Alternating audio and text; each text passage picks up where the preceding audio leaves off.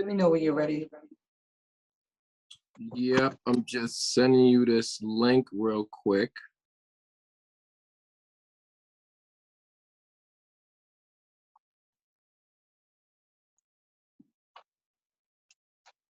I was just sending you this website because later on you need to just look at that stuff. It's crazy. Okay, cool. I got my computer right here. Yeah, when you get time, it's like the amount of kids on probation in the state. It's like a link to all the states. But anyway, I like that picture. That's your Wendy Williams show picture, like your serious talk show face. That's so funny. I love it. It's like that face, like that red table face. You know what I mean? That red room face. Right. I need to have a dark. Yo, that picture is mad funny to me, but I like that you're saying that. You said it's funny to you? Yeah, I took that in the bathroom during the pandemic. One day you was like, I need a picture. And I was like, I look fucked up. He was like, I like it. It's cute. I like it. It's like a close, you know, a self shot, but it's God, yeah, I think cool. Like you're always like, you know, making me feel good. Well, you know, that's my job. But it's not hard when you're amazing, so I can't take too much credit. You're amazing. It's really not. It's terrible. Anyway. Okay, much better.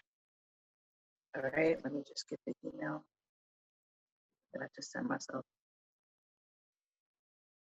Yeah, I just put some questions.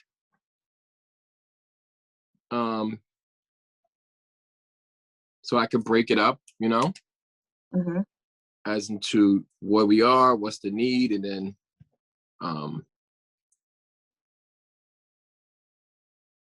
why these academies are needed.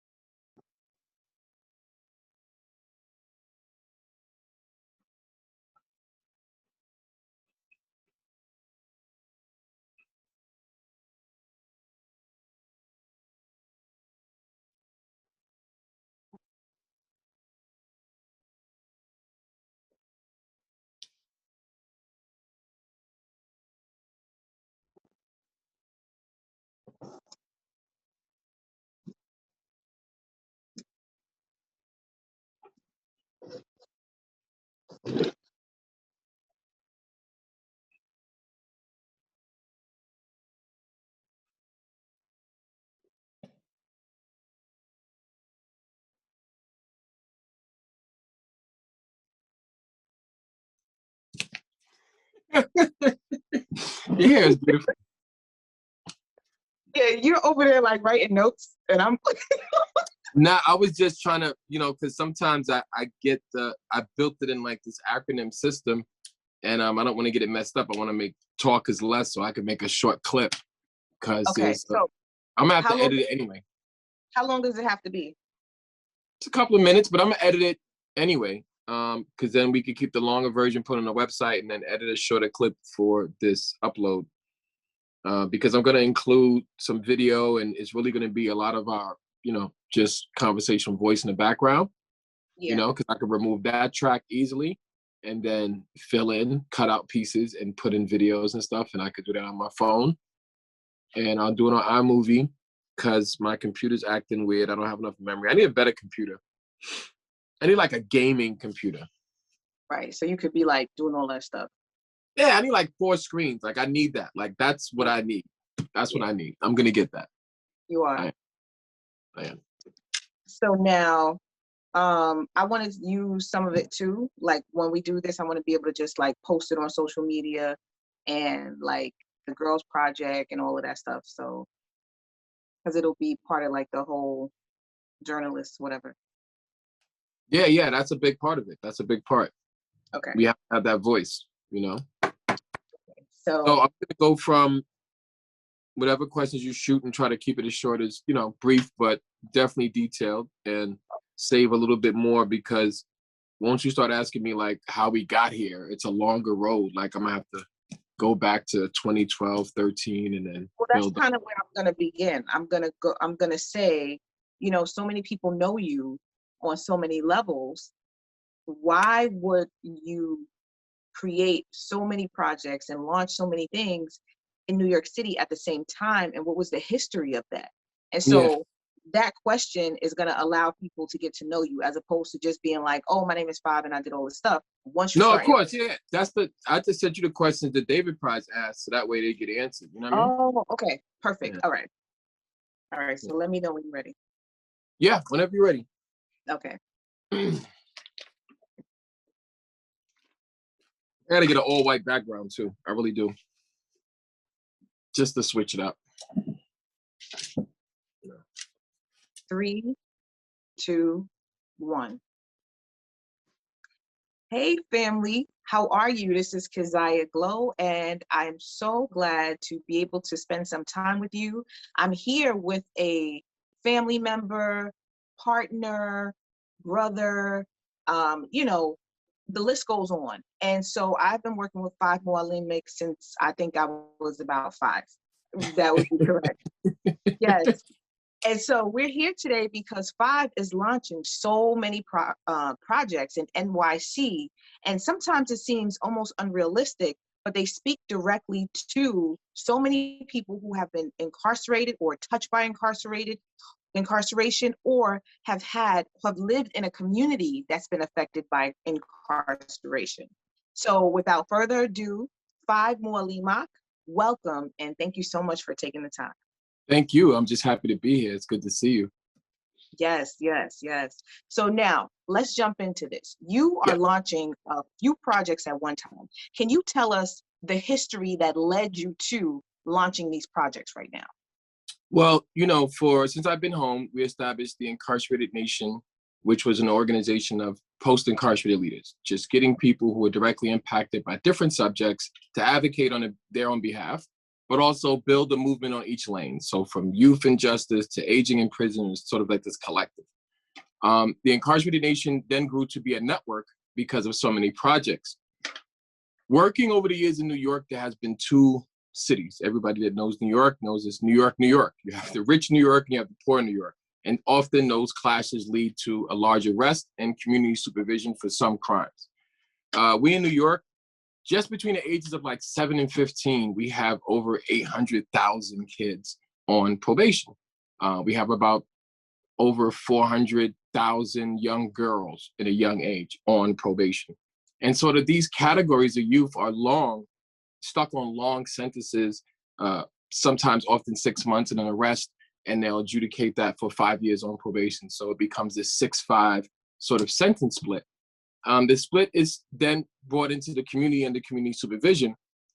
But we, as people previously incarcerated, as mentors, as organizations, leaders, we end up creating the services that we see need.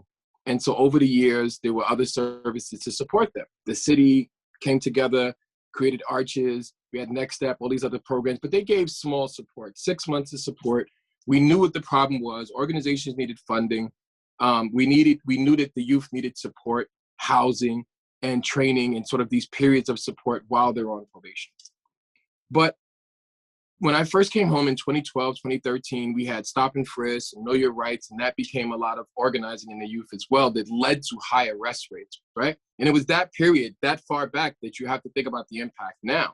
When you have 5, 6 years on probation, and when you're talking about a borough like the Bronx, who has 650,000 stop and frisk within 6 months of the year, that's immense, right?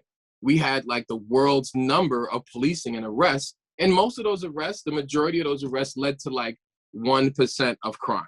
And so everybody else is getting probation or adjudicated sentences.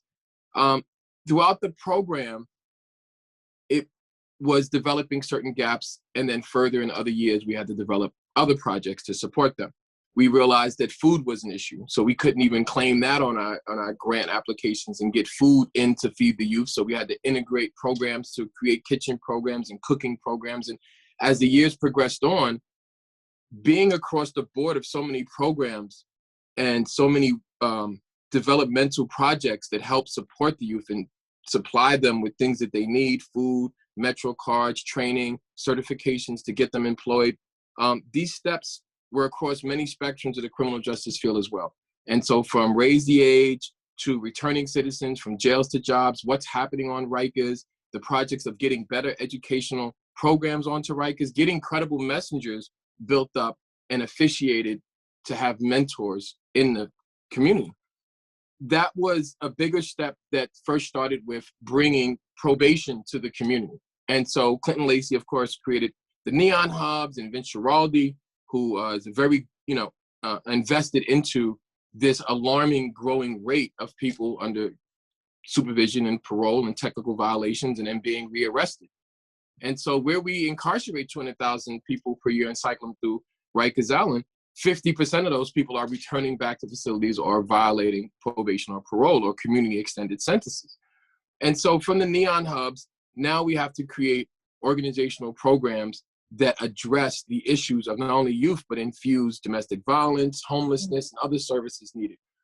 And creating the educational projects was not only to train the people who we knew had the training, who we knew had the skills, who we knew had the community influence to be able to stop violence, to interject the violence.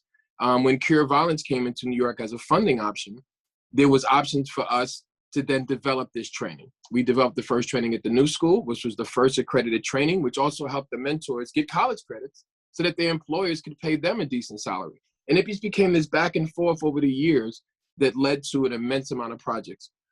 So it all is infused when you're talking about the human rights, when you're talking about young adults and the rights that they need. The ACLU creating the Dignities in School, information about your rights as a student, arrest by school safety, know your rights pamphlets, stop and frisk pamphlets, which led to then other laws like, okay, now you're going to arrest me, but shouldn't you at least identify yourself? Because we have issues with officers and young adults and they don't even know who the cop was arresting them. So that led to the Right to Know Act, right?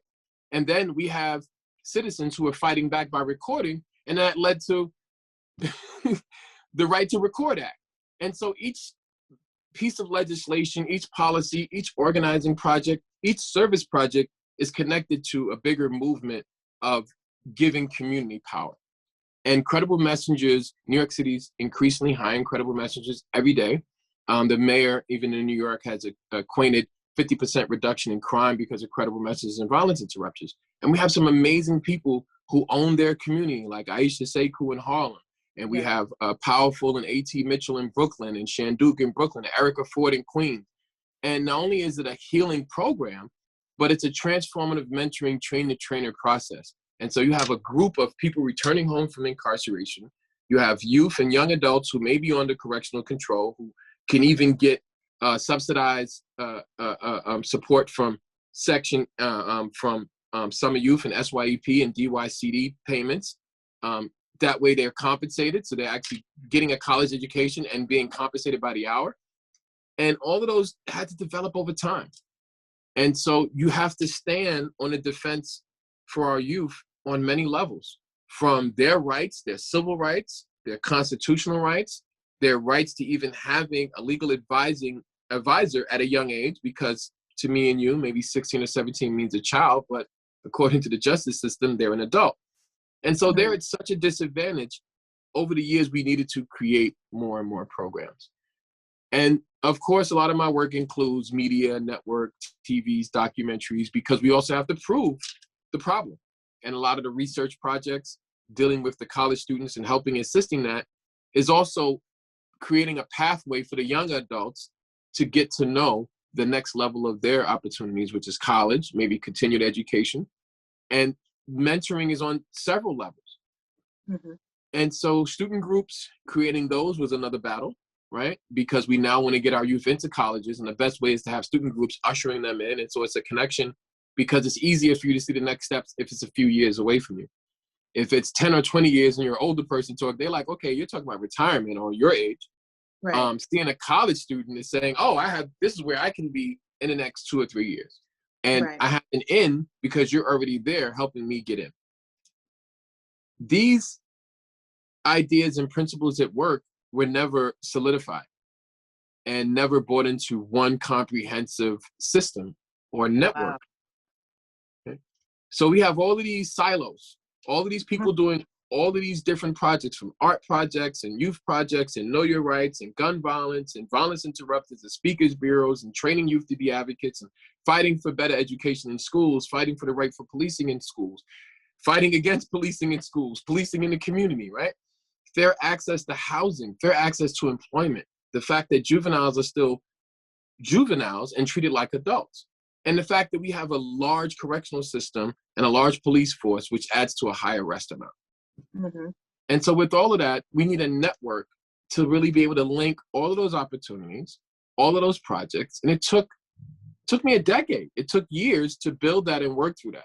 Now, throughout that, I wanted to jump in one question and kind of like delineate something, because basically you're saying that you need to have a network, like you're building a network. Takes a And village. right. And so Incarcerated Nation Network is a network. But there is another group called Incarcerated Nations with an S. And it's a difference because you're building one nation. Like you're creating one nation instead of having many nations, many ministries. This is one nation that you're building. So I just wanted to jump in and kind of delineate that and just show that you're pulling all of these energies together. I'm sorry, Yeah. Go ahead. No, we need that. And, there's a statement that it takes a village to raise a child. And we believe that at heart. We also believe in the ability of human resilience and second chances, knowing our youth and our young adults, majority of times, haven't even gotten a first chance. And so by supporting them in their most dire times, when they're under correctional supervision, they have these long community sentences. A lot of them have dilapidating stability. In other words, meaning that they're not even stable in their housing and where they're living at. And that poses a threat for their ability to function in school, for their ability to have gainful employment, for their ability to continue and at least have an area in their life where they're doing things that young people do, express themselves and have opportunities that their parents didn't even have when they were their age, right? And so we have a failed education and support system. Our youth aren't taught the life skills that are needed. There's no civics in school. There's no banking. There's no organized, functional community organizing. There's no citizenship training. None of those things exist in public schools, which we can add in their later years.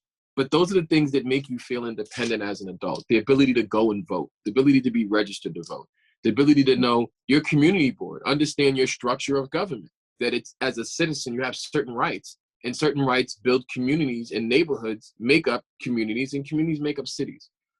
And being a member of that is starkly different for young adults, especially Black youth in New York City, because you're outcasted all the time. It's a stark difference to feel like you have a right. The other point is that our youth, not only are they marginalized when we're getting them, providing the resources, we have to create a network in order to sort of hodgepodge the resources they need. And the process of building YAP, which is the Youth Anti-Prison Project, was it designing it to be a pyramid structure. At the top, you have the Youth Anti-Prison Project, which is centered on jail support, prison support for youth not going to jail, creating alternative to incarceration programs. It's a 16-week trauma-informed, credible messenger trainer. It's a trainer-trainer model where youth learn to mentor other youth. And when they complete that, they have a variety of academies that they can then flow into for the remainder of their correctional period. And those academies come with businesses attached to them as well. But YAP as a structure then also has an income-producing system as well.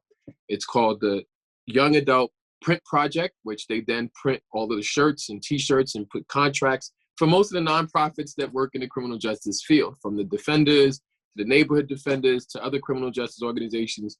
Lobby days are our big days, but it's good to see the older generation supporting the youth and then they're allowed to make an income while they're going to college or continuing their education in one of our scholarship programs. And so even under that, we have a service program, which is the young adult peer providers. And we're partnering with Health First so that they can sign up youth for healthcare. The majority of young people who are affected by gun violence don't even have healthcare. They're getting healthcare when they get shot, or they're signing up for health services after a major atrocity or injury or violence. And so with that, we feel that young people are the perfect messengers for young people. And across the academies, that service is a part of it. From Mikey Likes It Ice Cream to the Girls Project, we empower younger people to be advocates not only for their own behalf, but also for their peers. And so that provider network puts another layer of credible messengers in the community and young adults helping young adults. And then we have, of course, they all just talk so much. We have the Young Adult Perspective Project, where they then have their own media channel and sort of have their own expressionistic way of communication, because when you don't have a platform to express yourself and feel validated and address the systems that impact you, you feel powerless. You lose hope. And once you lose hope, you turn to survival methods, you know? And so it took a lot leading up to this. Knowing that there was a food disparity comes from years of the programs missing us having a budget to provide food, because service and advocacy has always been two different things. They don't fund you for both. Meanwhile, how am I expect to help you if I can't give you a Metro card? Or if I can't refer you to a food pantry or a network to help support you in your time of need? Right. Yeah. And so question. Oh, yeah, go ahead. No, I was just gonna say it takes a pathway to do that. And it takes someone,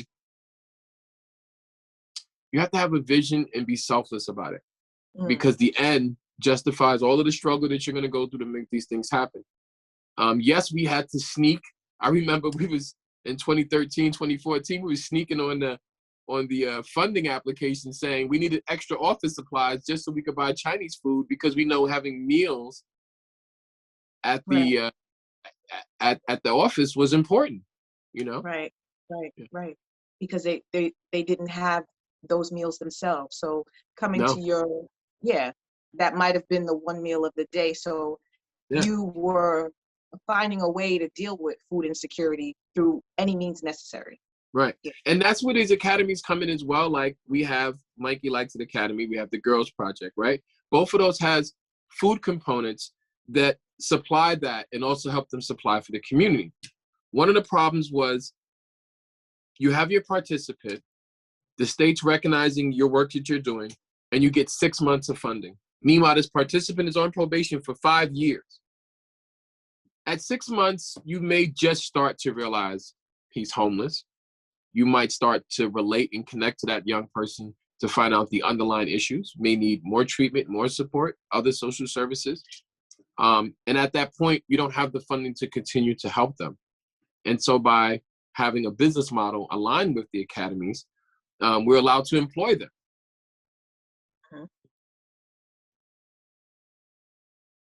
Hold on one second. Hold on.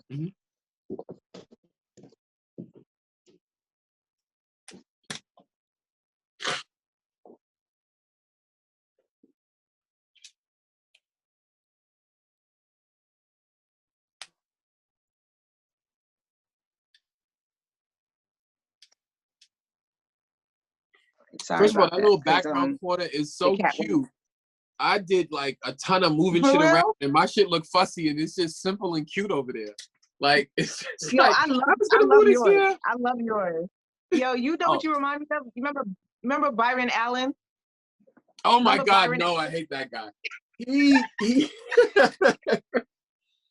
But no, like I love it because it's so intimate, and it's like the producer's corner, like the director's corner. Yeah, I wanna have a little studio where we have like that that TMZ style for the youth, where it's just a cameras to fly on the wall, you know? Yeah, that's super dope. I love it. And just let them talk and have conversations in between themselves, you know? Yeah, that would be. I was thinking that would be kind of lit, like, you know, that corner in Jackson that could be their corner to have their yap and do their, like, their thing, you know what I mean? And just kind of dress it up real cute. But I'm gonna do the last question. Well, not the last, but I'm gonna say, so tell us, why does NYC need the anti-prison project? Yes, I'm So gonna keep let me this ask, brief. Let me keep this brief. wait, let But me yeah. ask it again. Let me ask it again. Hold on. Mhm. So tell us, why does NYC actually need the youth anti-prison project? Right now, we're living in a coronavirus pandemic. There is a need for the city to convert and transform. If one thing we do in New York is survive, we overcome atrocities, and we stick together, and the whole city will change and adapt. And as we're adapting, outdoor vending, outdoor eating, spacious, is becoming more of a health risk than it is a priority for business. And so with that, we need to have youth markets. This is the idea for the young adult, the youth anti-prison project, is that the structure it's under has all of these academies that also build open markets. And so the youth live in the space, they have the ability to take continued education. It's a support system that's long-term, which is very short than, I only got 6 months to help you fix these problems and get out of this court case. It's like, what do you want to do with your life? We're going to set short-term goals, we're going to set long-term goals, and we're going to meet both.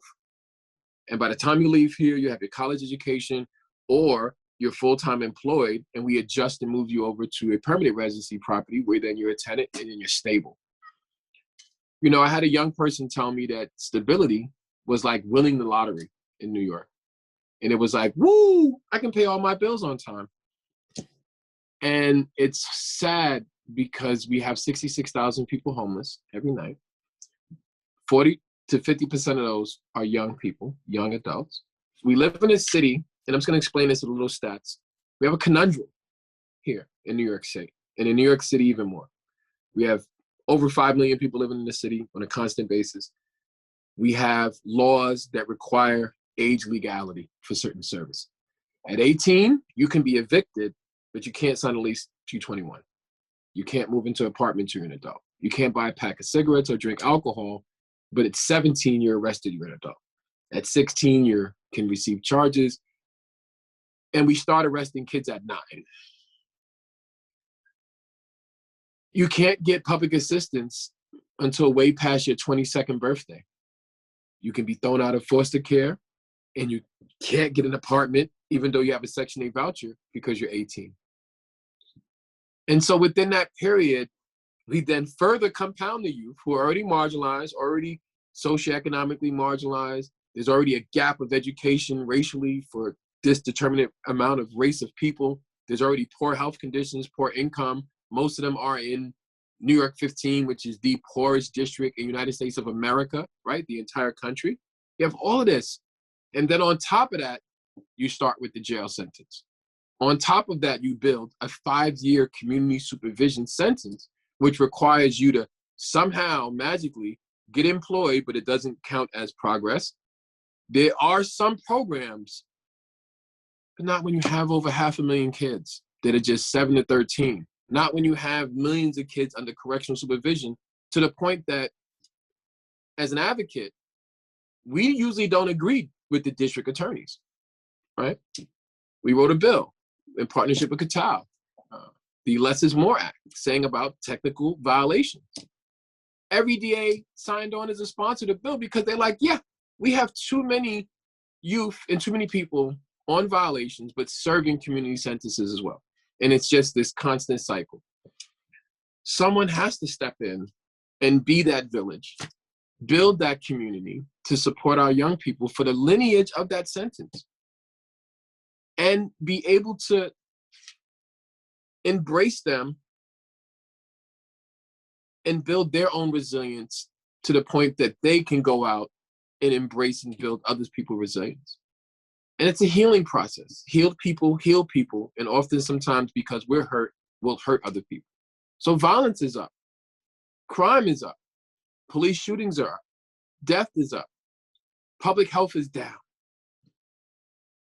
And as credible messengers and as leaders within our community, we have an urgency to change that.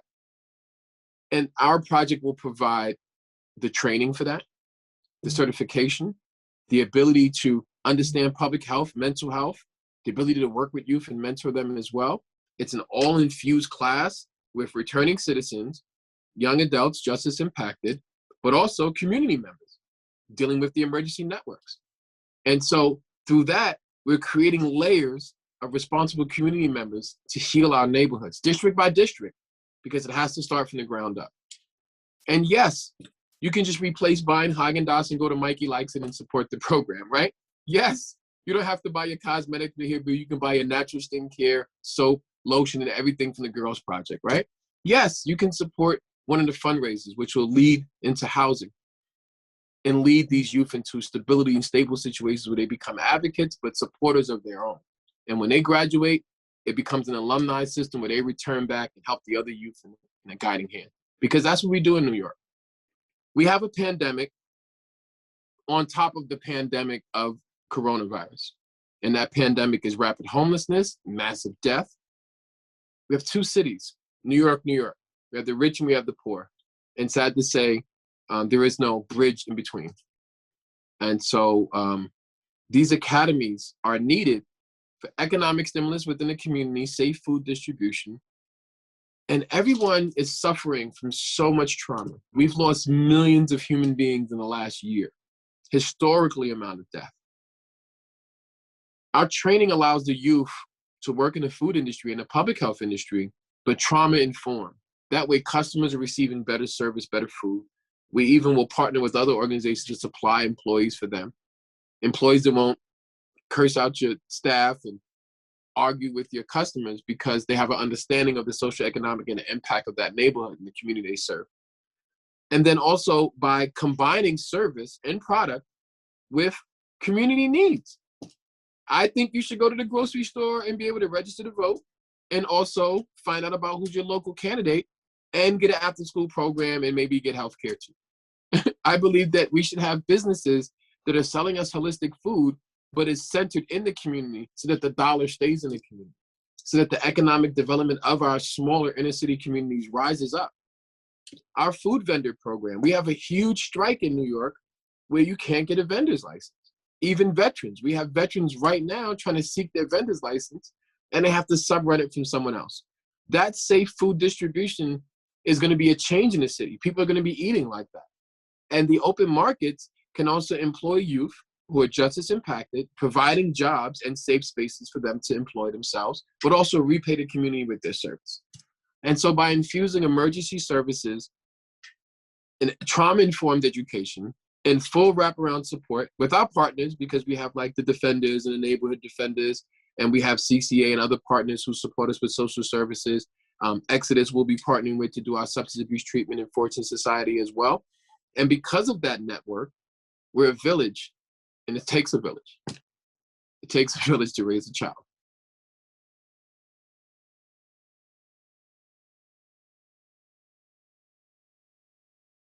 You're on mute. Okay, so you're gonna have to edit that. So, wow. With that being said, Incarcerated Nation Network is that village that brings all those components together. 5, I just want to congratulate you again for being a finalist of the David Prize. Yes, yes, yes. Yes, yes, we got to edit that out. We can't say that. Oh, so this is not for, this is, you can't say that you're a finalist for it. Okay. This is just a video. I'll edit it out. I'll edit it out. Okay. Okay, so let's do it again. So 5, I want to thank you. Start off by saying thank you, but let us know these projects that are coming. Sorry. Perfect. Okay. So 5, I want to thank you for sharing this information. Can you actually give us information on the projects that are coming down the pipeline? Yes. So incarceratednationnetwork.org is the website. And from there, you'll see the list of academies. First, we have the Young Adult, the Youth Anti-Prison Project and a Young Adult Perspective Project coming out. That'll also be at the same time as Mikey Likes It Academy. Mikey Likes It Academy works with Mikey Likes It Ice Cream. The youth are trained. They have their vendor's permit. They're learning, some of them who wants to learn cooking skills. They also are able to train to work in the stores. And then certain days of the week, they're going to school. They're taking trauma-informed training. They're going to college, and they're working in the Mikey Likes It store. And so that's a business that's supporting. We're going to have our own flavors and our own income merchandise producing systems as well in the stores and in the trucks. We have ice cream trucks that will decimate to the city, not only providing resources, but that sale where a kid is selling an ice cream cone to another kid or giving an ice cream cone to another kid is a perfect time to find out if he's employed, if he has health care, or find out what's happening that his family may need. So it's also a resource, mobile going around the city. Then we have the Girls Project, which is an immense program that's going to include housing, include treatment, but also have a small space for women who are returning home as well as they're mentored by the younger women. They are more working on business and modeling and merchandising. And so a lot of the items that are health items, soap, beauty, cosmetics, they have a chance to be on the other side of the counter, but be the bosses of their own business. And while they're going to school, and certain things are included in this program, civics, political education, of course, knowing your rights, certain business education, because now that gives us a chance to teach all of the youth banking. You have to get a bank account. You have to understand what banking is. You have to understand the structure of what an investment, what an incorporation is. You have to take the civics class because you're a part of your duties as an advocate is also to speak to certain legislators and work within your community with the emergency service. And so from the Girls Project, we also have a project which is called Help Station Academy. It's already operating as a business, but this nonprofit component will also house the youth and do food distribution from the farmers upstate, bringing produce, fresh produce, creating these farmers markets, hosting them, and employing other youth to be the ushers of that market. And so imagine being able to get farm fresh produce in your community all the time and having the young adults deliver them to you or a system where you can go pick them up. And so all of these academies are needed. All of these support systems are needed. And unfortunately, rather than trying to find the funding, I believe New York can come together and support it by just supplying needed, necessary items, and especially public health. This city right now needs access to clean, healthy, fresh produce, fresh materials of food, delivered in a safe distance, and in the open market. We have more patios and bistros with sort of decks and outdoor permits now than ever before, and they're not going away. And so transforming that by taking the population of justice impacted youth as well in the community to be able to be employed and empower them. And so these projects, one after the other, will build the community that we need, that we can replicate in other states, but solve our conundrum and our gap in New York. I just want to thank you so much for sharing that, stopping in. I know you're busy. Tell us one fun fact about yourself. Oh, wow. I'm actually a funny guy. One fun fact, I love cheesecake, and I have been going to the same Brooklyn Junior's Cheesecake since I was young. It's a trip that I make all the time. I know all the staff. I know all of the owners. And a lot of times I'll make an excuse to go to Brooklyn just to get this cheesecake. It's the little things that matter. And I think that sometimes you always have to have a certain part, a little bit of self-care, and that's important in this work. Something that just is for you and makes your day, you know? Yes, yes, yes. Well, thank you so much. And you've made our day. Keep us updated with the work that you're doing. Yes. Thank you. Thank you. I should not have started with this jacket. Oh my God. Okay, so do you want to do the intro over again? What intro? Or do you think that was good, or do you want to just redo the intro really quick so you have two intros and you could make a decision? Because what happened was I left the camera on myself while you started talking, so I didn't change it. So let's do, and then you could kind of merge them together somehow. Okay, let me put my jacket back on. All right. That was the first question, right? Yeah, I'm talking about like leading up to the question, like, you know what I mean? Got you. Like literally the intro. No, When I got you. When I say hello to you, the camera needs to go to you.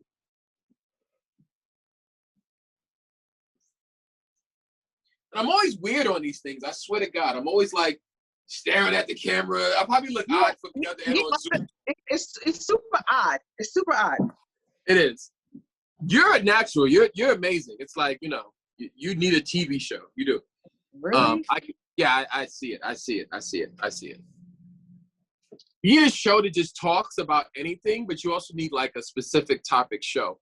And once I build this network, you're gonna have your own show. It's immediate. I'm gonna have a whole studio. I'm building it out. Like, oh, I'm so excited. I can't wait. yeah, one of these floors are gonna be a studio floor. You know that, right? Oh. I'm building a fucking Cambridge Analytica control room. I'm building. Yo. Yeah, I need like 100 computers in the back just out there. Like, we're gonna take over the internet. Like, we need to. Black people That shit is don't. gonna be so fun. Yeah, but Black people don't though. And I think that it's a huge network of us. We just need to pull it all together. You know? Yeah. Okay. So new intro. Okay. All right. We still recording. Oh. Hold on. Wait a minute. I gotta work on my smile. I am horrible. I did a fucking smiling. Why?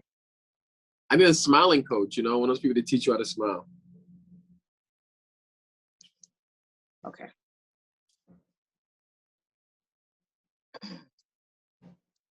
All right.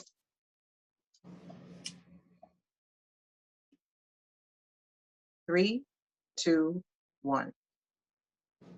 Greetings, welcome. This is Keziah Glow, and I'm so glad I have the opportunity to sit with my brother. Let me get the camera over to you. My brother, my mentor, you know, somebody who is always listening and always, you know, open to new ideas. Five Mualim Ak of Incarcerated Nation. Thank you so much for taking this time and talking to us.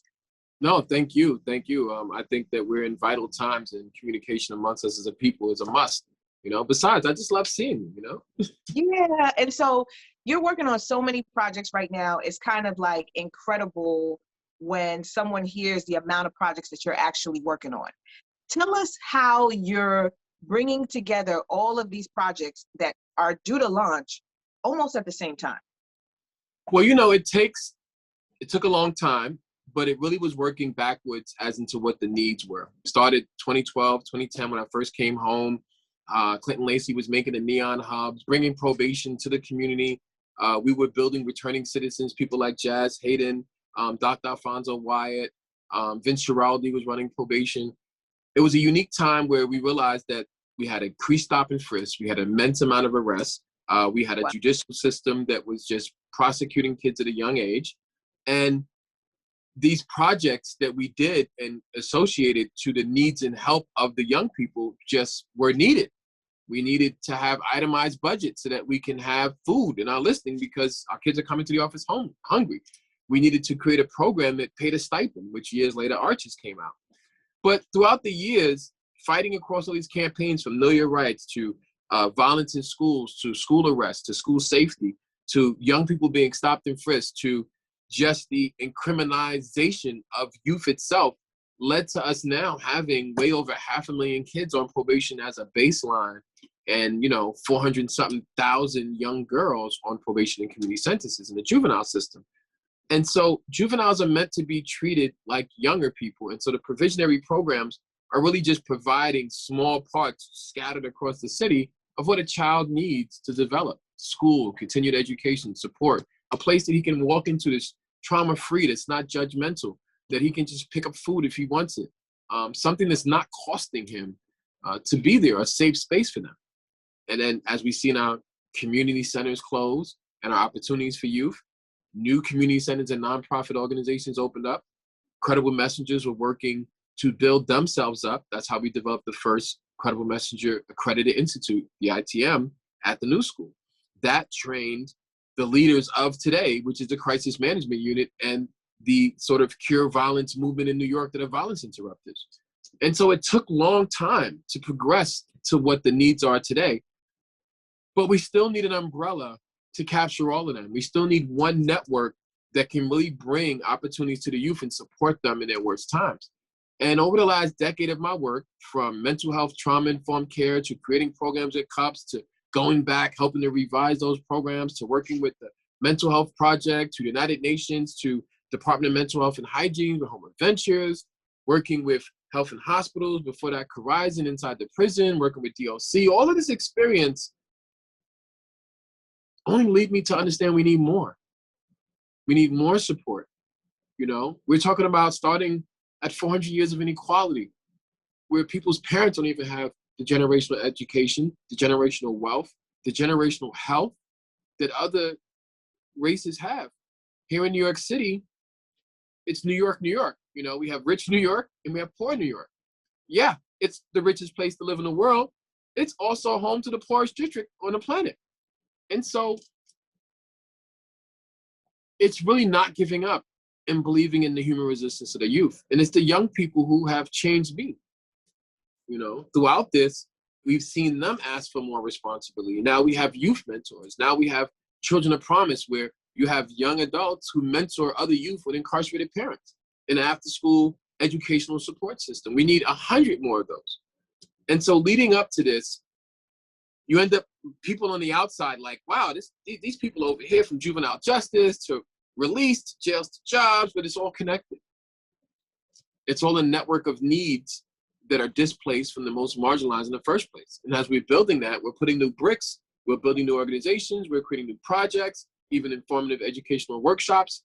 Every part that we build as a national, but even a New York local-based collective of projects, is all supporting the young people in our district areas. And then taking the best people, the most influential people in those communities to support their own communities. And so that supports local community boards, all the way up to city council, to Senate, to assembly. There is a real wave of education, support, understanding, and love that has to come through from that as well. And with that process comes these training academies, in which we need to be able to have a trauma-informed way of learning. Because of our impact, because of our inequality, because of our marginalization by society, majority of people of color suffer from unique post-traumatic stress disorder. We suffer from unique conditions that further hinder us. And then these young adults at young ages, are then superimposed with the criminal justice. That's just the baseline for being young, Black, and living in New York.